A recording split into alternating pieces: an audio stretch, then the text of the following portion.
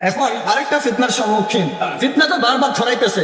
যারা Facebook YouTube চালান, TikTok চালান, তারা সোশ্যাল মিডিয়াতে দেখবেন একজনে কালাম গাইতেছে, গান গাইতেছে, আমি জানলে কি করতাম গুনাহ, বাবা মাওলানা না জানিয়া ভুল করেছি ক্ষমা করো না। এরকম একটা গান নিয়ে বিতর্ক সোশ্যাল মিডিয়ার মধ্যে প্রকাশ হয়েছে।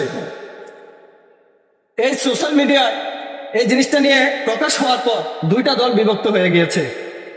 একটা দল এই গানের পক্ষে বলতেছে, আরেকটা দল এই গানের বিপক্ষে বলতেছে। কারণ গানের দ্বিতীয় শব্দটা একটু অন্যরকম শোনায়, বলতেছে না জানিয়া ভুল করেছি ক্ষমা করো না। কার কাছে ক্ষমা চাইতেছে? তার পীর সাহেবের কাছে। তো ক্ষমা এভাবে চাওয়ার কারণে বিতর্ক হয়ে গিয়েছে।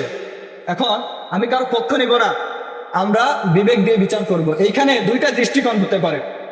একটা দৃষ্টিতে ক্ষমার মালিক একমাত্র আল্লাহ তাআলা পবিত্র কোরআনুল কারীমে বলছেন ইন্নাল্লাহা গফুরুর রহিম, নিশ্চয় আল্লাহ দয়ালু ক্ষমাশীল। নিশ্চয় আল্লাহ দয়ালু ক্ষমাশীল, এটা আল্লাহ তাআলার সিফাত। যদি অন্য কাউকে ক্ষমাকারী মনে করা হয় আল্লাহ তাআলার মতো করে, তাহলে ওই ব্যক্তি শিরিক করলো। কি করলো?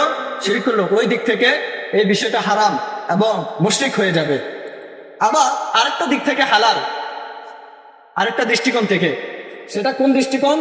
আমরা ছোটবেলায় যখন মুক্তবে গিয়েছি, মুক্তবে যাওয়ার পরে আমরা যখন আমাদের হুজুর এই নামাজের হিসাব দিত, এই কালকে কয়েক তো নামাজ পড়ছস, তো যদি বলতাম হুজুর নামাজ পড়ে নাই, এক ওয়াক্ত বা দুই ওয়াক্ত ঘাটতি গেছে, তখন হুজুরে মাইল লাগাইতো।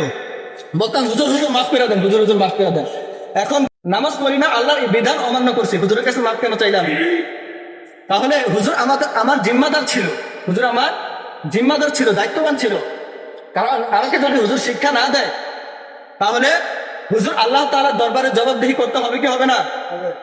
এই কারণে হুজুর আমাদেরকে শাসন করতো, আবার আমরা হুজুরের কাছে মাপ চাইতাম। তো ওই জিনিসটা যদি হালাল হয়ে থাকে, এই জিনিসটাও হালাল। কারণ একজন কামেল পীর যদি মুরিদ খারাপ কাজ করে, তখন এই কামেল পীরের দায়িত্ব হচ্ছে মুরিদকে বুঝানো।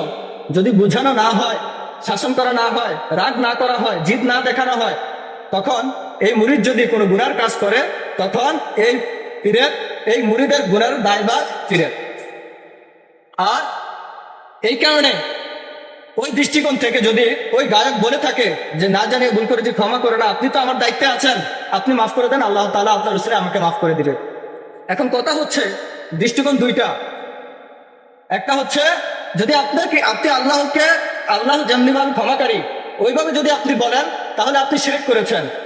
আর যদি আপনি না আল্লাহকে আল্লাহ মেনে একজনকে অভিভাবক হিসেবে, শাসনকারী হিসেবে ওনার কাছে ক্ষমা চেয়েছেন, তাহলে আল্লাহ তাআলা সেটার জন্য আপনাকে ক্ষমা করবে।